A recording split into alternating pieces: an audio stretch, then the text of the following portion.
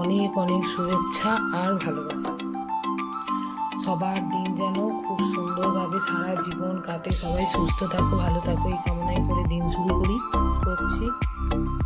আজকের দিনটা না একটু আমি আমার মতো কাটিয়েছি, একটু ফাঁকা ছিল। এই যে তোমাদের এই শেয়ার করতে পারছি এই ভিডিওটুকু না, শুধু আজকে একটু ফাঁকা ছিলাম বলে।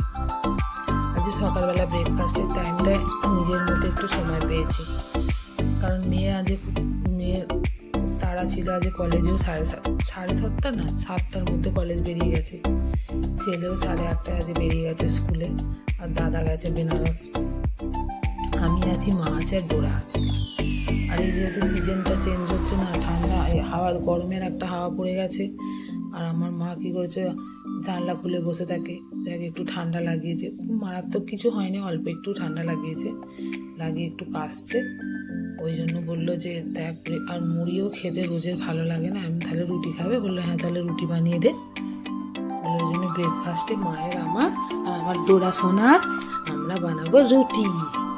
আমার ডোরা সোনাটা আমরা যা খাই তাই খায়, খুব ভালো মেয়ে, কিন্তু তেলে ভাজা ছাড়া কিচ্ছু চেনে না, মিষ্টি আর তেলে ভাজা। যাই হোক, ডোরাকে আগে খেতে দিয়ে দিয়েছি, কারণ ও চেয়ারে বসে বসে দেখছে আর ভাবছে মা কখন দেবে। তার মধ্যে মাকেও দিয়ে দিয়েছি রুটি, বেগুন ভাজা, আর সকালে একটু সবজি, সব রকম সবজি দিয়ে কাঁচা লঙ্কা দিয়ে ভেজে রেখেছিলাম, সেটা দিলাম। দিয়ে আসার পর একটু চা বসালাম, একটু লিকার ফ্লেভারটি বসিয়ে নিয়েছি। নিয়ে আমি আবার সকালবেলা ব্রেকফাস্টটা বেরো নেবো। আর আমরা চাইতে জানো তো গুড় দিয়ে খাই, এই যে বিভিন্ন ধরনের সবজি ভাজা, বেগুন ভাজা, আর মা একটু বেগুনে অ্যালার্জি আছে বলে বেশি খেতে চায় না, একটাই খাবে।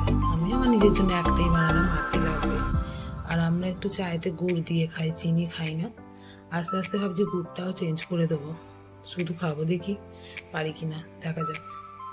যাকে মাকে চাটা দিয়ে এলাম, দিয়ে আসতে মা বললো আমাকে একটু গুড় দিত, বলে মাকে আবার একটু ঝোলা গুড় দিয়ে এলাম।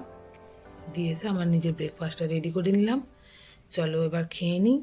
টাটা, তোমরা খুব ভালো থেকো, সুস্থ থেকো।